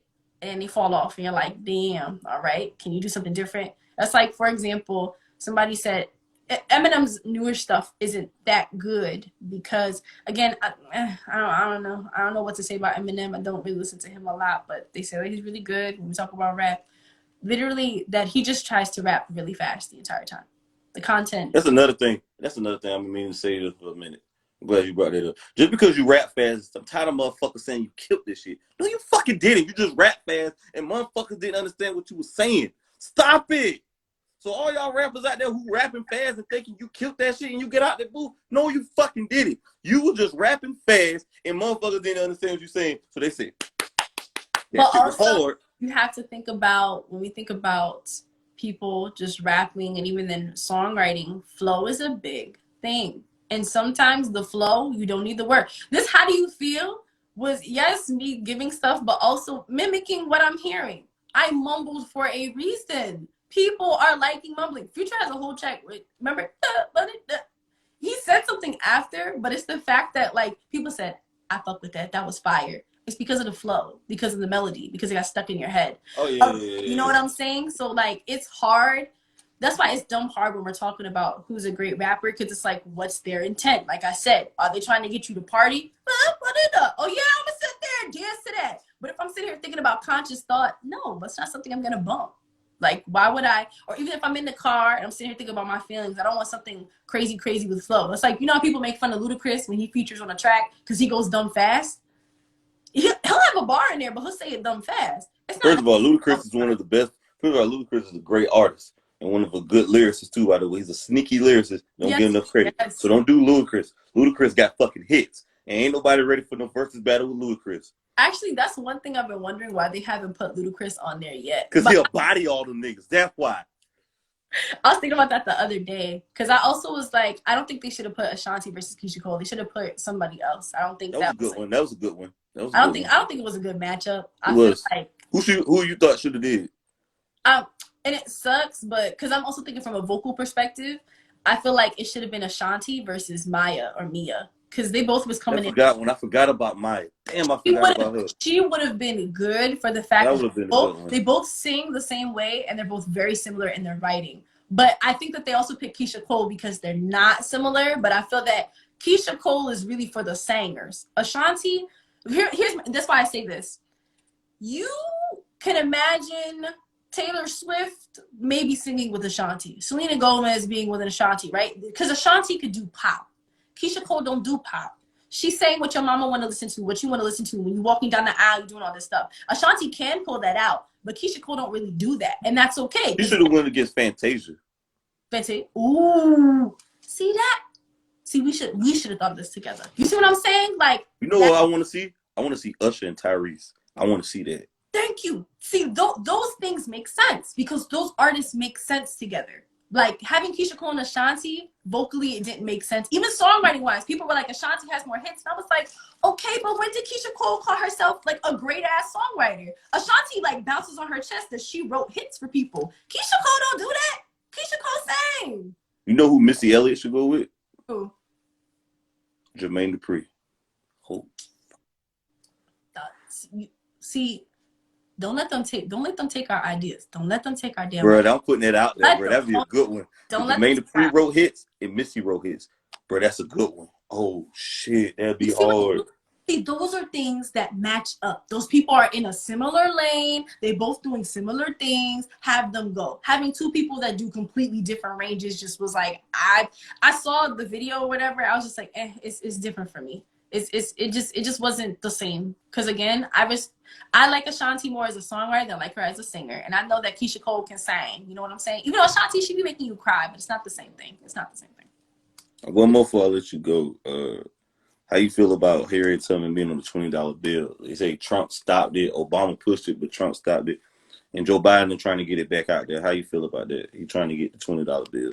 I love that, but can I also get reparations? We putting Harriet Tubman on the bill, but can I get reparations? Indians, the foreigner people who come to America get better benefits than black people, which is fucking ridiculous.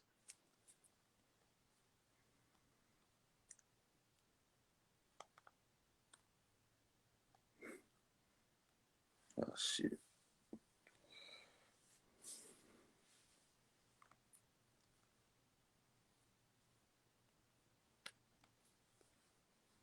Trust me, I'm not proud. Oh, man.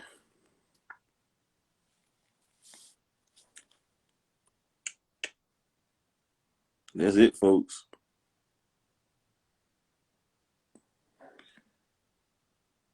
Y'all go subscribe to my YouTube channel. Link is in the bio, and we out.